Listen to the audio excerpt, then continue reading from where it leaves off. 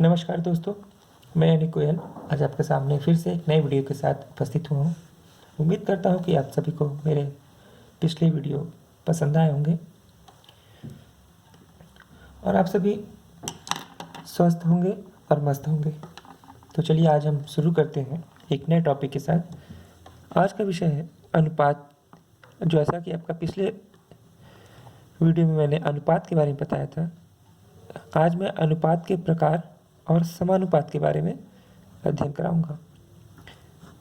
तो चलिए देखते हैं अनुपात के प्रकार।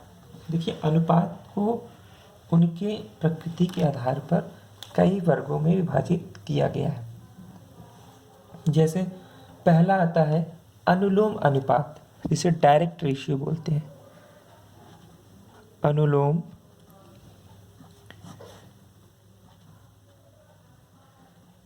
अनुपात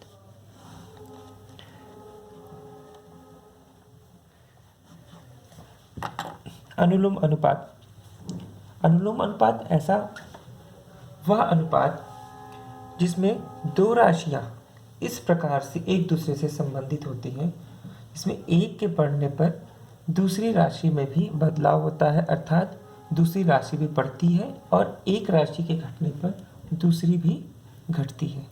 यानी कि एक दूसरे के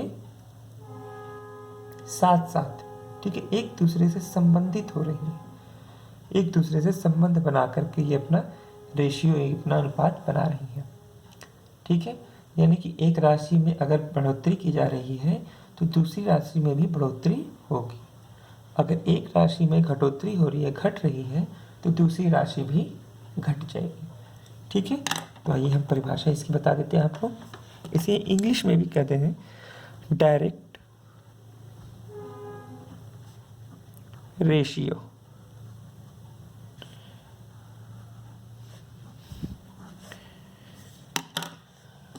दो राशियां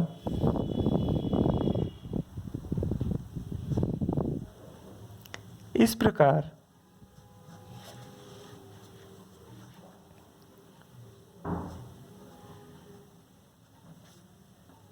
एक दूसरे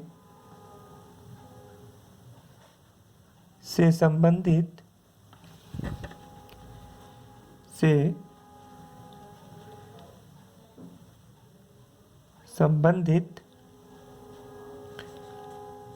हो कि एक के बढ़ने पर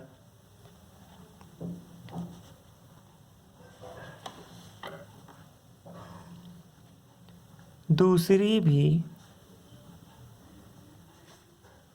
बढ़े और एक के घटने पर एक के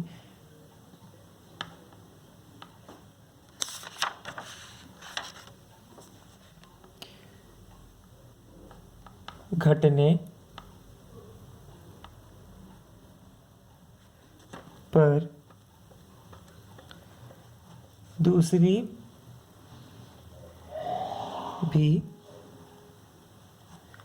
घटे। अनुलोम अनुपात डायरेक्ट रेशियो कहलाता है। ठीक है, मैंने आपको बताया दो राशियां इस प्रकार एक दूसरे से संबंधित हो कि एक के बढ़ने पर दूसरी भी बढ़े और एक के घटने पर दूसरी भी घटे, अनुलोम अनुपात कहलाता है।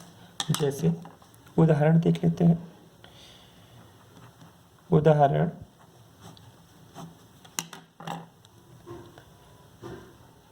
दूरी बराबर चाल गुणे समय कर दे, यह चाल बराबर दूरी बटे समय करें। ठीक है, दोनों में कोई अंतर है नहीं। ठीक, देखिए, दूरी बराबर चाल गुणे समय।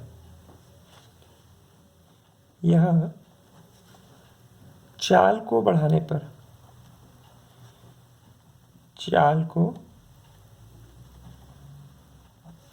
पर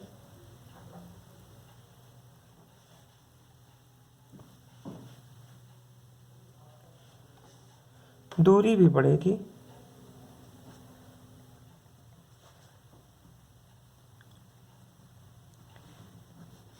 दूरी भी बढ़ेगी और चाल को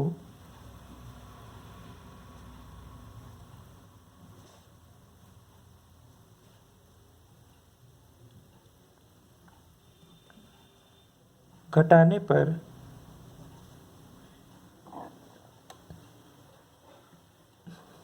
दूरी भी घटेगी। ठीक है दोस्तों, इसी क्रम में हम आगे बढ़ते हैं। परिभाषाएं हैं, आपको इन्हें जानना भी आवश्यक है। हो सकता हो कि आपके बीटीसी के किसी भी पेपर में, थर्ड पेपर में ही या आपके जो टेस्ट चल रहे हैं उसमें ही आपके, तो उसमें पूछे जा सकते हैं, या कोई बच्चा आपसे अगर पूछ भी देता है कि अनुपात कितने प्रकार का होता है, तो आप बताने में सक्षम रहें। ऐसा ना हो कि आपको उसके बारे में कोई जानकारी ना हो। ठीक है, अगर ये परीक्षा के नहीं भी पूछा जाता है तो आपको ये सब जानना आवश्यक होता है कि ये सब क्या होता है। इनवर्स रेशियो प्रतिलोम अनुपात।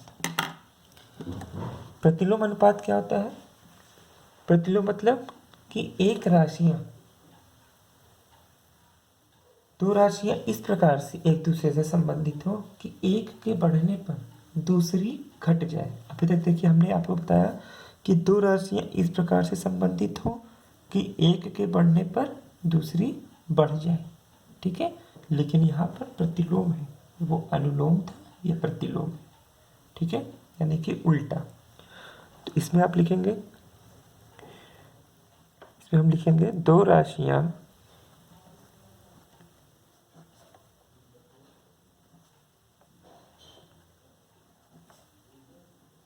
एक दूसरे से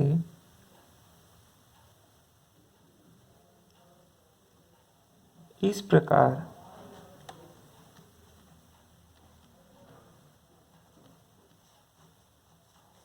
संबंधित हो कि एक को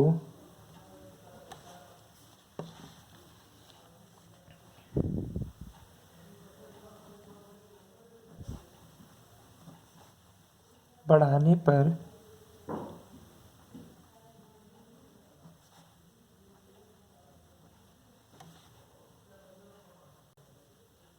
दूसरी घटे तथा एक को घटाने पर दूसरी बढ़े। देखिए प्रतिलोम मतलब जस्ट उल्टा, मतलब एक घटेगा दूसरा बढ़ जाएगा, एक बढ़ेगा दूसरा घट जाएगा। ठीक है दोस्तों,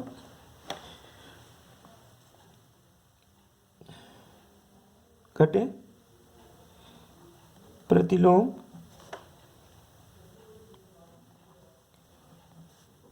अनुपात कहलाता है।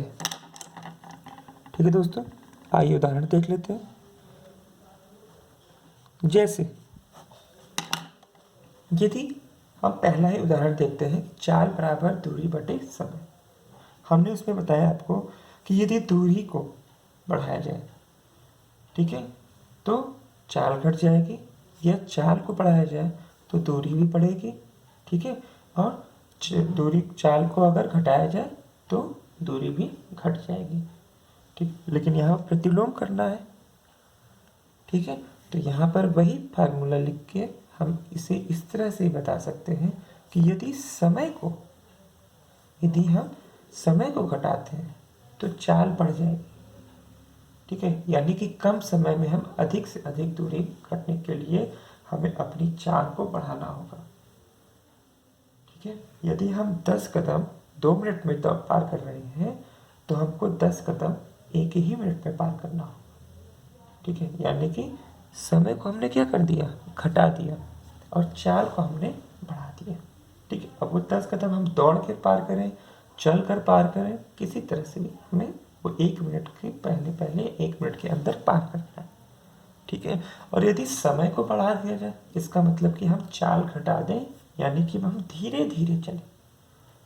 ठीक है, यदि हम धीरे धीरे चल रहे हैं तो समय अपने आप क्या लगेगा, ज़्यादा लगने लगेगा। ठीक है, तो ये होता है प्रतिलोम अनुपात। तो इसमें हम लिखते हैं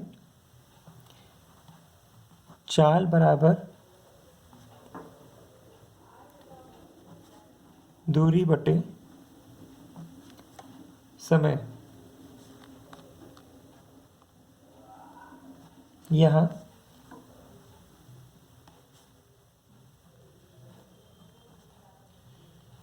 समय को घटाया जाए तो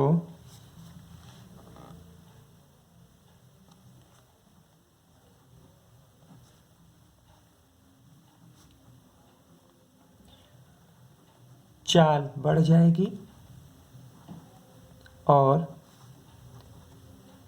यदि समय को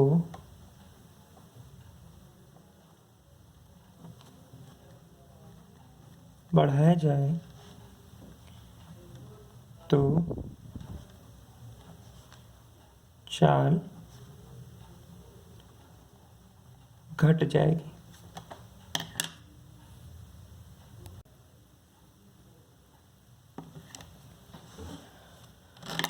अब अगले प्रकार की तरफ चलते हैं, मिश्रित अनुपात।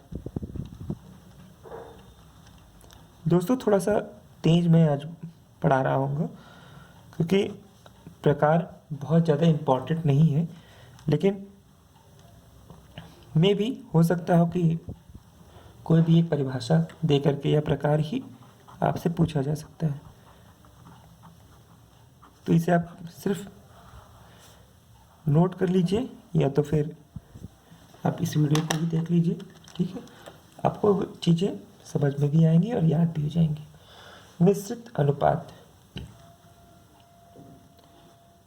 दो, या मिश्रित अनुपात यानी कि जहाँ अनुपात क्या हो, एक दूसरे से मिले जुले हो। ठीक है, जहाँ दो अनुपात हो या दो से अधिक अनुपात हो, जिसमें प्रथम पदों का गुणनफल और द्वितीय पदों का गुणनफल संभव हो सके। ठीक है, जैसे हम यहाँ देखते हैं, आपको दिखा रहे हैं, दो या दो से अधिक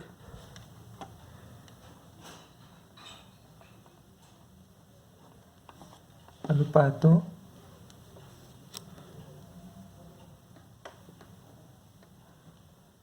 के प्रथम पदों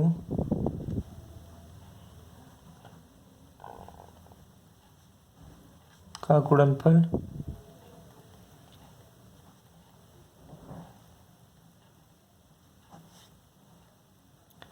और द्वितीय पदों का गुणनफल। उनसे काम कर रहे हो क्या, बोलूं?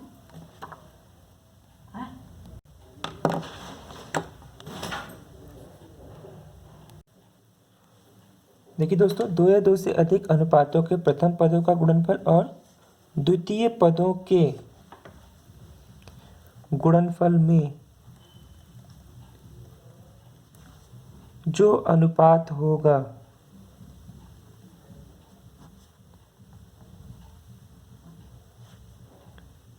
उसे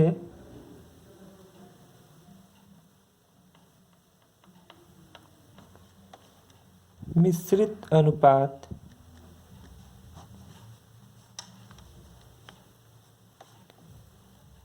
कहते हैं।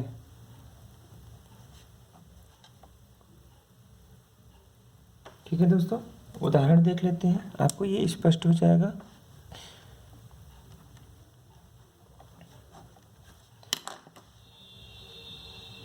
उदाहरण देखिए दोस्तों, 3:1, 1:2, 4:3 का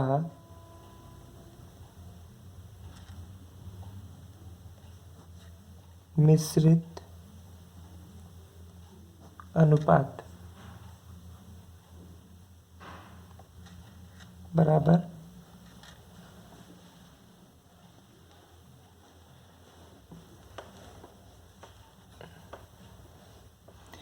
अब देखिए दोस्तों, इसे 3/1 लिखा, 1/2 लिखा और 4/3 लिखा।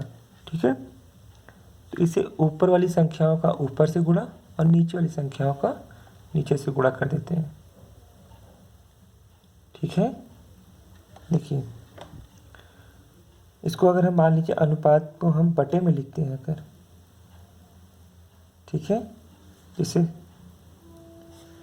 लिखे 3/1, 1/2 और 4/3। ऊपर की संख्याओं का हम ऊपर गुणा कर देते हैं। 3 गुणे 1 गुणे 4 अनुपात है, क्योंकि बटे का चिन्ह है तो अनुपात ही लिखेंगे। अनुपात 1 गुणे 2 गुणे 3, 3 चौक 12, 12 अनुपात 3 दूना 6। ठीक है, यानी 12/6 लिखा है, तो हम इसे 2:1 लिख सकते हैं। ठीक है, कैसे आया 12:6? ये हम साइड में करके आपको छोटा सा बता दे रहे हैं। 12/6 लिखा हमने, 6 कम 6, 6 दूनी 12। ठीक है,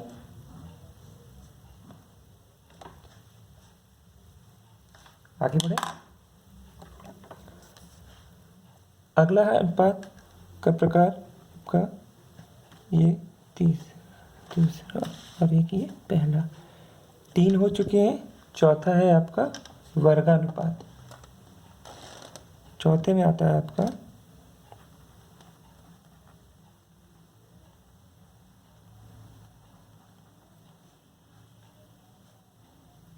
वर्गानुपात। इसे इंग्लिश में क्लास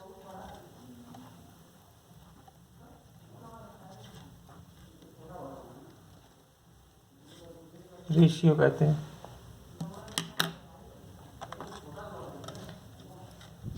क्लास रेशियो में वर्गानुपात में क्या होता है? किसी अनुपात के प्रत्येक पदों के वर्गों से बना अनुपात। ठीक है, जब वर्ग अनुपात में बदल जाए। वर्ग अनुपात में कैसे बदलेगा दोस्तों?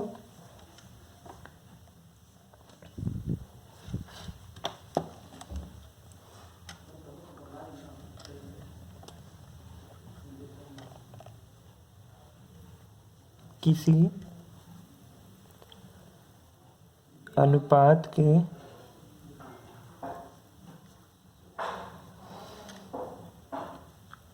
प्रत्येक पदों के वर्गों से बना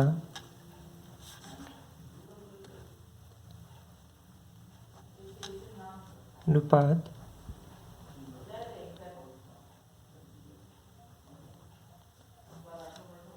वर्गानुपात कहलाता है। ठीक है,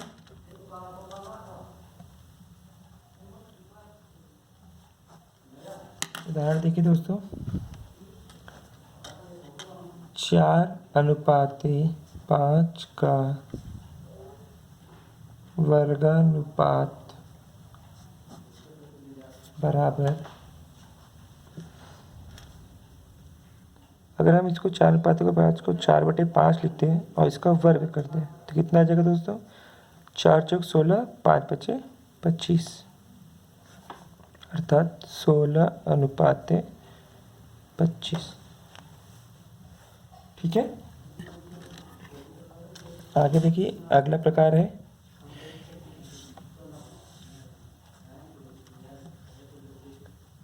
आधा अनुपात।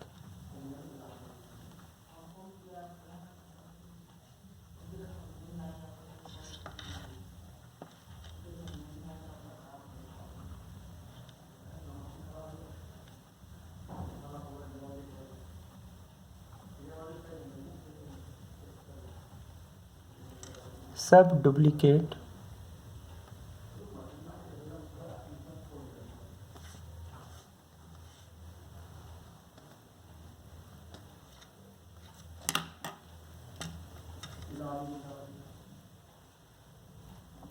किसी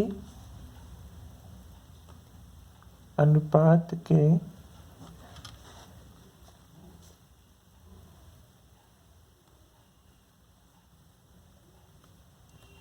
प्रत्येक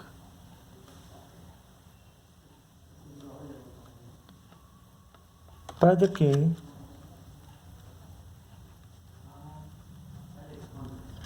वर्गमूलों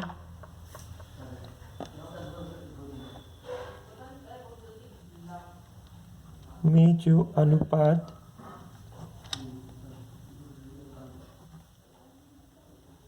होता है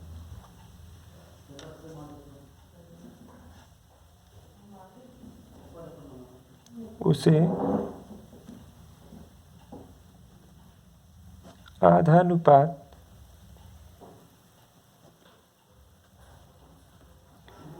कहते हैं। ठीक है दोस्तों, किसी अनुपात के प्रत्येक पद के वर्गमूलों में जो अनुपात होता है, वर्गमूल का भी जब हम अनुपात करने लगेंगे तो उसका आधा ही आधा अनुपात कहलाएगा। जिससे हमने 4/5 को 4:5 का वर्गानुपात किया तो 16/25 आ गया। ठीक है, 4:5 का वर्गानुपात स्क्वायर करने पर 16/25 या 16:25 आ गया। ठीक है, अब इसी को उल्टा कर देगा तो हमें 16:25 से 4:5 मिल जाएगा। यही है आपका आधा अनुपात। तो उदाहरण देख लीजिए और स्पष्ट हो जाएगा। दोस्तों, प्रश्न हो या कोई भी परिभाषा हो, कुछ भी, अगर इसमें उदाहरण निकल रहा है तो आप उदाहरण जरूर लिखिए। उदाहरण से चीज़ें स्पष्ट होती। उदाहरण देखिए,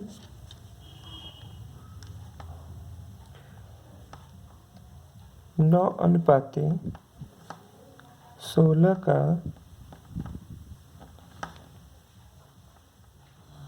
आधा अनुपात बराबर 3:4। 3 त्रिका 9, 4 चौक 16। ठीक है, तो ये आधा अनुपात हो गया। अगला देखिए दोस्तों,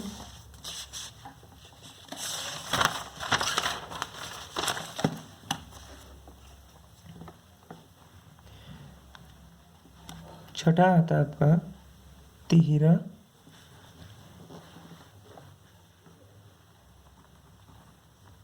अनुपात। तिहरा अनुपात क्या होता है दोस्तों? आपका ट्रिप्लिकेट रेशियो।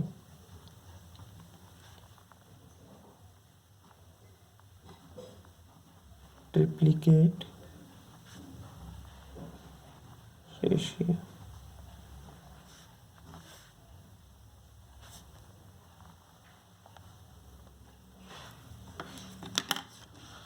देखिए, ट्रिप्लिकेट रेशियो में क्या है? किसी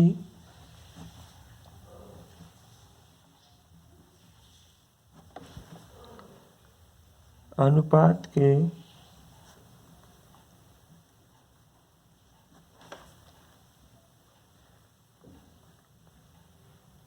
प्रत्येक पद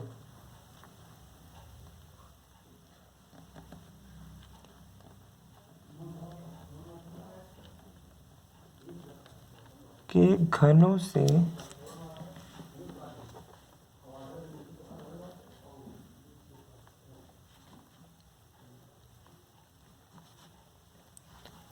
बना अनुपात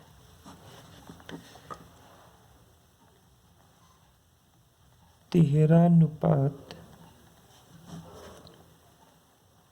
कहलाता है। उदाहरण,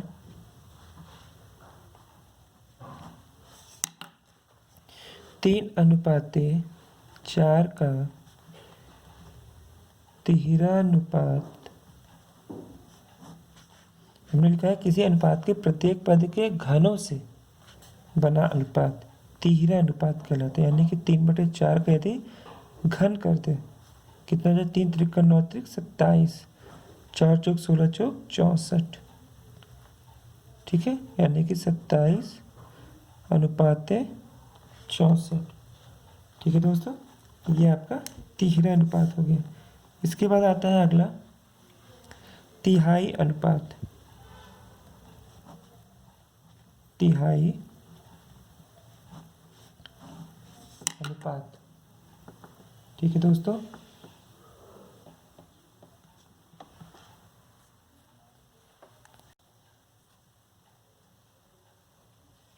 तिहाई अनुपात में देखिए दोस्तों, सब ट्रिप्लिकेट, यहाँ ट्रिप्लिकेट की स्पेलिंग गलत हो गई है, TRIPLICAT होगा, ठीक है। तिहाई अनुपात यानी कि 1/3 जिसके बोलते हैं हम, तो सब ट्रिप्लिकेट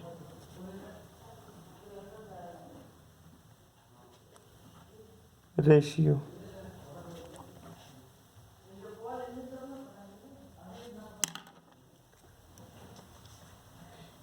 किसी अनुपात के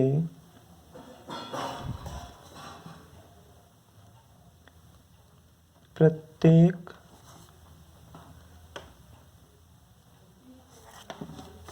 पद के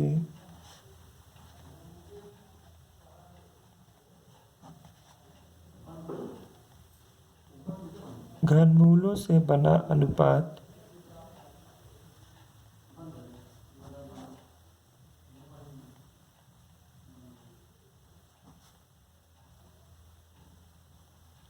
तिहाई अनुपात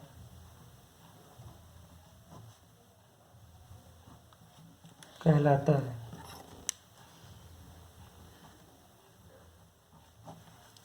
उदाहरण के तौर पर 64 अनुपात 125 का तिहाई अनुपात बराबर 64/25 है, तो हम 64/25 आपको लिख कर बता रहे हैं। तो 4 का ये घन है, 4 चौक 16 चौक 64, ये 4 हो जाएगा, 5×5 = 25 125, ठीक है। तो हम इसे लिख सकते हैं 4/5, ठीक है दोस्तों। इसके बाद आता है आपका समानुपात, यही हमारा अगला टॉपिक भी होगा। इसे बोलते हैं प्रोपोर्शन।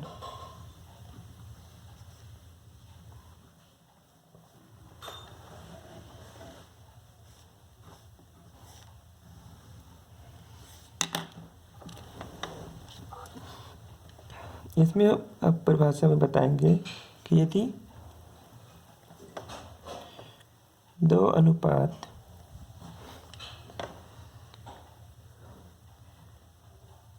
परस्पर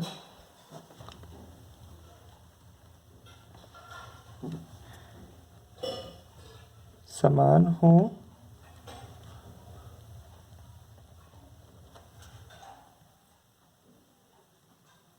तो उनके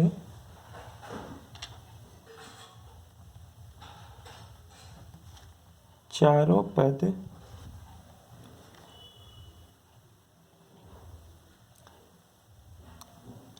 समानुपाती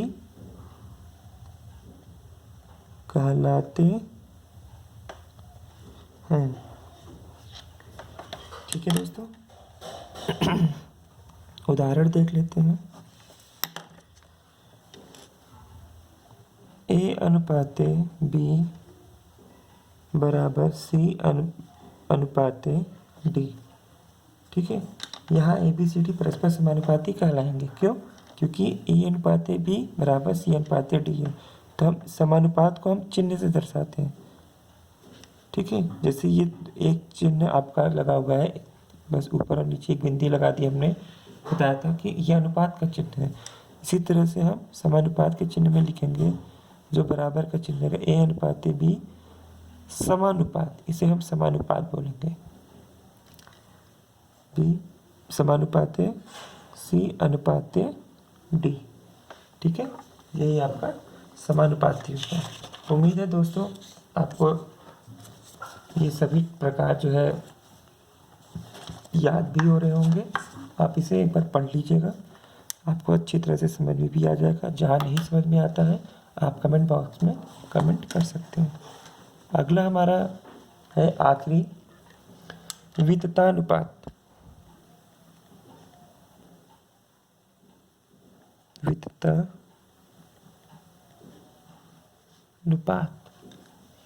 कंटिन्यू प्रपोर्शन।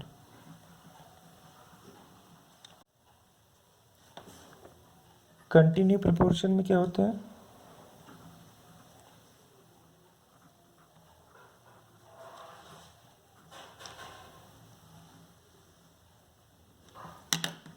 विततानुपात, इसमें बताएंगे दोस्तों, यदि तीन राशियां इस प्रकार हो कि यदि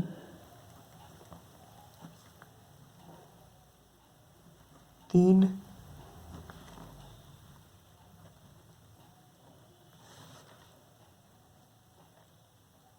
राशियां इस प्रकार हो कि पहली राशि अनुपात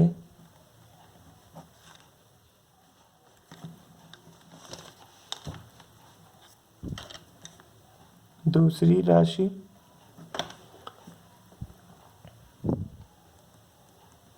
बराबर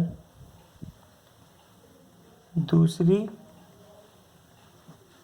राशि अनुपात तीसरी राशि। दोस्तों इसी विततानुपात पर बहुत से आपके प्रश्न बनते हैं और इसी पर आधारित मैं आपको सारे प्रश्न हल कराऊंगा। ठीक है, तीसरी राशि तो तीनों में विततानुपात होगा। ठीक है, उदाहरण देख लेते हैं दोस्तों। दोस्तों बहुत ही मजे पढ़िए, बहुत आराम से पढ़िए, बहुत ही अच्छा सब्जेक्ट होता है गणित। बस आपका आधार मजबूत होना चाहिए, बेस मजबूत होना चाहिए। मैं बार बार कह रहा हूँ, आपको अगर अपना बेस मजबूत करना है तो आप बहुत ही अच्छे से पढ़िए, इससे आपको भी मजबूती मिलेगी, आपके अध्ययन में और भी ज़्यादा मजबूती आएगी। उदाहरण देखिए, 2:4 बराबर 4:8। अब देखिए यहाँ पर 4 और 4 यानी कि जो दूसरी राशि, ठीक है, वह दोनों तरफ समान थी। ठीक है, तो हम इसे अगर सांकेतिक भाषा में लिखें, A/B बराबर C/D। ठीक है, तो यहाँ पर इसे हम एक और नाम से भी जान सकते हैं। ठीक है, मध्यानुपाती। अभी मैं उसके ऊपर प्रश्न भी करवाऊंगा, वो भी आते हैं इसमें। तो मध्यानुपाती, तो ये आपके मध्यानुपाती में आ जाएंगे। ठीक है, तो यहाँ पर इसको लिख सकते हैं, जहाँ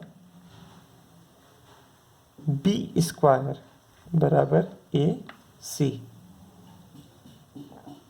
ठीक है, B², ये दोनों क्या हुए आपके, सॉरी,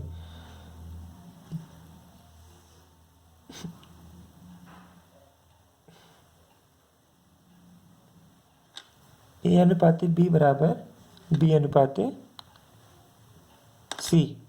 ठीक है, जहाँ B² बराबर AC, तो B² बराबर AC। तो यहाँ अगली लाइन में हम बताएंगे या आपको बताते हैं कि B यहाँ B को मध्यानुपाती भी कहते हैं। यहाँ बी को मध्यानुपाती कहते हैं। बीच का यह अनुपात माना गया है, ठीक है, इसीलिए इसे मध्यानुपाती कहेंगे। और इसी से बना हुआ है आपका मध्यानुपात या वित्तानुपात। ठीक है दोस्तों, तो यहीं पर आज हमारा ये वीडियो समाप्त होता है। ठीक है, अगले वीडियो में हम फिर से आपको समानुपात के बारे में अध्ययन कराएंगे। धन्यवाद।